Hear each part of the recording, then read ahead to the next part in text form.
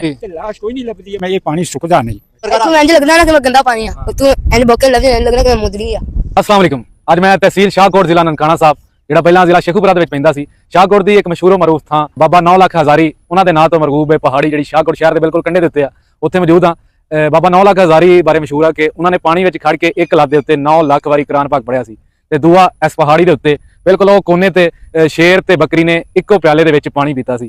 ਤੇ ਅੱਜ ਦੋਵੇਂ ਥਾਵਾਂ ਤੁਹਾਨੂੰ ਵਿਖਾਵਾਂਗੇ। ਤੇ ਨਾਲ ਦੀ ਨਾਲ ਬਾਬਾ 9 ਲੱਖ ਹਜ਼ਾਰੀ ਉਹ ਹਸਤੀ ਸੀ ਜਿਹਨੂੰ ਬਾਬੇ ਗੁਰੂ ਨਾਨਕ ਵੀ ਮੰਨਦੇ ਸੀ, ਆਪਣਾ ਪੀਰ ਮੰਨਦੇ ਸੀ। ਆਓ ਤੁਹਾਨੂੰ ਵਿਖਾਉਂਦੇ ਆ ਜਿੱਥੇ ਸ਼ੇਰ ਤੇ ਬੱਕਰੀ ਨੇ ਇਕੱਠਿਆਂ ਪਾਣੀ ਪੀਤਾ, ਜਿਸ ਪਿਆਲੇ ਦੇ ਵਿੱਚ ਆਂਦੇ ਉਹਨਾਂ ਦੇ ਪੈਰ ਵੀ ਲੱਗੇ ਹੋਏ ਉੱਤੇ। ਆਓ ਜੀ, ਪਹਾੜੀ ਦੀਆਂ ਪੌੜੀਆਂ ਸੀ ਚੜ੍ਹਨੀਆਂ ਸ਼ੁਰੂ ਕਰ ਦਿੱਤੀਆਂ ਨੇ। ਵੇਖਣ ਨੂੰ ਤਾਂ ਨਿੱਕੀ ਜਿਹੀ ਲੱਗਦੀ, ਬਿਲਕੁਲ ਐ ਟਿੱਬਾ ਨਹੀਂ ਹੁੰਦਾ ਜਿਵੇਂ।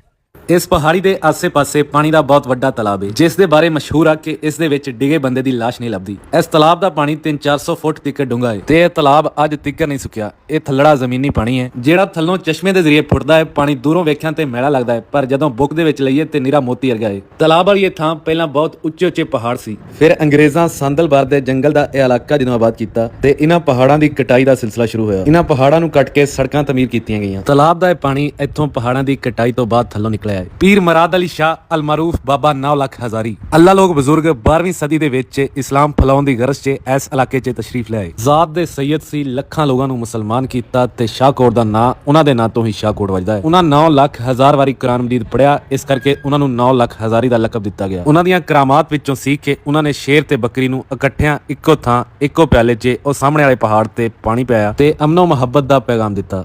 ਹਜ਼ਾਰਾਂ ਲੋਕ ਉਸ ਥਾਂ ਨੂੰ ਵੇਖਣ ਵਾਸਤੇ ਆਉਂਦੇ ਨੇ। ਸ਼ੇਰ ਤੇ ਬੱਕਰੀ ਦੇ ਪੰਜਾਂ ਦੇ ਨਿਸ਼ਾਨ ਹਲੇ ਵੀ ਉੱਥੇ ਲੱਗੇ ਹੋਏ ਨੇ। ਆਓ ਤੁਹਾਨੂੰ ਵਿਖਾਉਂਦੇ ਹਾਂ। ਕਈਆਂ ਥਾਵਾਂ ਤੇ ਇਹ ਗੱਲ ਵੀ ਸੁਣਨ ਨੂੰ ਮਿਲਦੀ ਹੈ ਕਿ ਇਹ ਪਹਾੜ ਕਿਸੇ ਕਿਲੇ ਦੀ ਦੀਵਾਰ ਸੀ ਜਿਹੜਾ ਜ਼ਮੀਨ ਦੇ ਵਿੱਚ ਦਬ ਗਿਆ। ਬਾਬਾ ਗੁਰੂ ਨਾਨਕ ਦੇਵ ਜੀ ਵੀ ਬਾਬਾ 9 ਲੱਖ ਹਜ਼ਾਰੀ ਦੇ ਮੁਰੀਦ ਸੀ। ਸ਼ਾਮ ਦੇ ਵੇਲੇ ਇਹਨਾਂ ਪਹਾੜਾਂ ਤੋਂ ਸ਼ਾਹਕੋਟ ਸ਼ਹਿਰ ਦਾ ਨਜ਼ਾਰਾ ਵੇਖਣ ਵਾਲਾ ਹੁੰਦਾ ਹੈ। ਪਹਾੜ ਦੀ ਚੋਟੀ ਦੇ ਉੱਤੇ ਸੈਂਕੜੋ ਸਾਲ ਪੁਰਾਣਾ ਇੱਕ ਦਰਖਤ ਲੱਗਾ ਹੋਇਆ ਜਿਹੜਾ ਹਲੇ ਤੱਕ ਹਰਾ ਹੈ। ਲੋਕ ਇਹਨੂੰ ਟੱਲੀਆਂ ਦੀਆਂ ਗੰਢਾਂ ਬੰਨ ਕੇ ਮੰਨਤਾਂ ਮੁਰਾਦਾਂ ਮੰਗਦੇ ਨੇ। ਤੇ ਇਹ ਹੈ ਉੱਥਾਂ ਜਿੱਥੇ ਸ਼ੇਰ ਤੇ ਬੱਕਰੀ ਇਕੱਠਿਆਂ ਪਾਣੀ ਪੀਤਾ। ਉਰਲੇ ਪਾਸੇ ਸ਼ੇਰ ਦੇ ਪੈਰਾਂ ਦੇ ਨਿਸ਼ਾਨ ਨੇ, ਵਿਚਕਾਰੇ 'ਚ ਜਿੱਥੇ ਨੋਟ ਨਜ਼ਰ ਆ ਰਹੇ ਉਹ ਪਿਆਲਾ ਹੈ ਤੇ ਇਸ ਪਾਸੇ ਬੱਕਰੀ ਤੇ ਉਹਦੇ ਬੱਚਿਆਂ ਦੇ ਗੋਡਿਆਂ ਦੇ ਨਿਸ਼ਾਨ ਨੇ। ਬਾਬਾ 9 ਲੱਖ ਹਜ਼ਾਰੀ ਨੇ ਪਿਆਲੇ ਵਾਲੀ ਥਾਂ ਤੇ ਅੱਡੀ ਮਾਰੀ ਸੀ ਤੇ ਜਗ੍ਹਾ ਨਰਮ ਹੋ ਗਈ ਤੇ ਪਾਣੀ ਨਿਕਲ ਆਇਆ। ਤੇ ਇਹ ਸੈਯਦ ਮੁਰਾਦ ਅਲੀ ਸ਼ਾਹ ਉਰਫ ਬਾਬਾ 9 ਲੱਖ ਹਜ਼ਾਰੀ ਉਹਨਾਂ ਦਾ ਮਜ਼ਾਰ ਹੈ, ਜਿੱਥੇ ਸਾਲਾਨਾ ਮੇਲਾ ਲੱਗਦਾ ਹੈ ਤੇ ਲੱਖਾਂ ਲੋਕ ਜ਼ਿਆਰਤ ਵਾਸਤੇ ਆਉਂਦੇ ਨੇ। ਬਜ਼ੁਰਗਾਂ ਦੇ ਦਰਬਾਰ ਦੇ ਨਾਲ ਹੀ ਉਹਨਾਂ ਦੇ ਇੱਕ ਮਰੀਦ ਦੀ ਕਬਰ ਵੀ ਹੈ ਜਿਹੜੀ 9 ਗਜ਼ ਲੰਬੀ ਹੈ।